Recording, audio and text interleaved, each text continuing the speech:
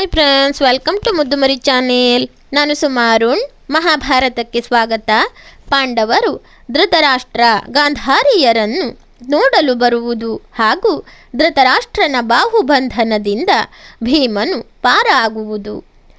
ವಿದುರನ ಮಾತನ್ನು ಕೇಳಿದ ನಂತರ ಧೃತರಾಷ್ಟ್ರನು ಕುಂತಿ, ಗಾಂಧಾರಿ ಮುಂತಾದವರೊಂದಿಗೆ ಕುರುಕ್ಷೇತ್ರವನ್ನು ನೋಡಲು ಹೊರಟನು.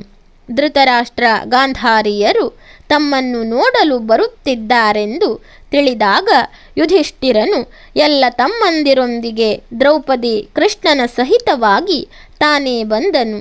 ಧರ್ಮರಾಜನು ಧೃತರಾಷ್ಟ್ರ ಗಾಂಧಾರಿಯರಿಗೆ ವಂದನೆ ಮಾಡುವಾಗ, ದೊಡ್ಡಪ್ಪ, ಪಾಂಡವರಲ್ಲಿ ಹಿರಿಯನಾದ ಧರ್ಮರಾಜ ನಿನಗೆ ವಂದಿಸುತ್ತಿದ್ದೇನೆ ಎಂದು ಹೇಳಿದನು.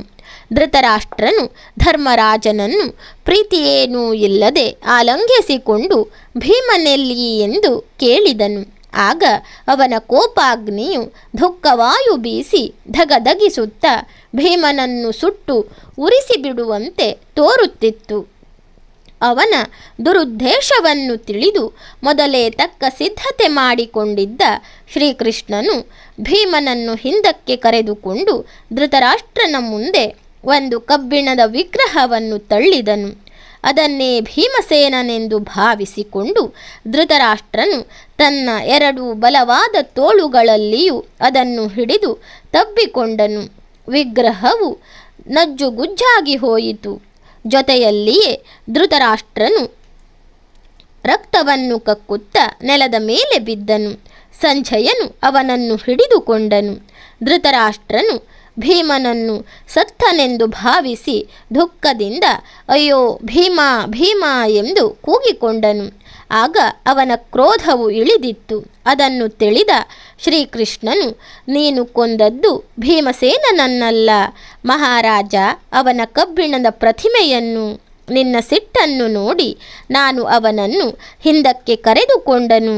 ನಿನ್ನ ಮಗನೇ ಮಾಡಿಸಿಟ್ಟಿದ್ದ ಕಬ್ಬಿಣದ ಪ್ರತಿಮೆಯನ್ನು ನಿನ್ನ ಮುಂದೆ ಇರಿಸಿದೆನು. ನಿನ್ನ ಬಲ ಯಾರಿಗಿದೆ?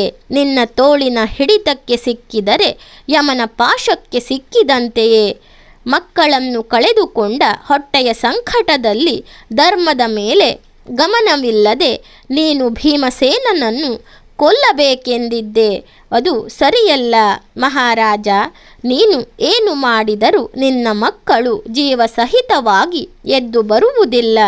ಆದ್ದರಿಂದ ನಿನ್ನ ಕೋಪ ಶಮನಾರ್ಥವಾಗಿ ನಾನು ಮಾಡಿದ್ದನ್ನು ಸರಿಯಾಗಿ ತಿಳಿದುಕೊಂಡು ದುಃಖವನ್ನು ತಡೆದಿಕೋ ಎಂದು ಹೇಳಿದನು. ಅನಂತರ ಧೃತರಾಷ್ಟ್ರನು ಕೋಪವನ್ನು ಸಮಾಧಾನ ಮಾಡಿಕೊಂಡು ಅಳುತ್ತಾ ಪಾಂಡವರನ್ನು ಮೈದಡವಿ ಆಶೀರ್ವದಿಸಿದನು. ನಂತರ ಅವರೆಲ್ಲರೂ ಶ್ರೀಕೃಷ್ಣನೊಂದಿಗೆ ಗಾಂಧಾರಿಯಿದ್ದೆಡೆಗೆ ಹೊರಟರು. ಧನ್ಯವಾದಗಳು ಸ್ನೇಹಿತರೆ. ನನ್ನ ವಿಡಿಯೋಗಳೆಲ್ಲ ನಿಮಗೆ ಇಷ್ಟವಾಗ್ತಾ ಇದ್ದರೆ ನನ್ನ ಮುದ್ದುಮರಿ ಚಾನಲನ್ನು ಸಬ್ಸ್ಕ್ರೈಬ್ ಮಾಡದೆ ನೋಡ್ತಾ ಇರುವವರು ದಯವಿಟ್ಟು ಸಬ್ಸ್ಕ್ರೈಬ್ ಮಾಡಿ, ಆಲ್ ಅಂತ ಸೆಲೆಕ್ಟ್ ಮಾಡ್ಕೊಳ್ಳಿ, ಶೇರ್ ಮಾಡಿ, ಲೈಕ್ ಮಾಡಿ, ಕಮೆಂಟ್ ಮಾಡಿ.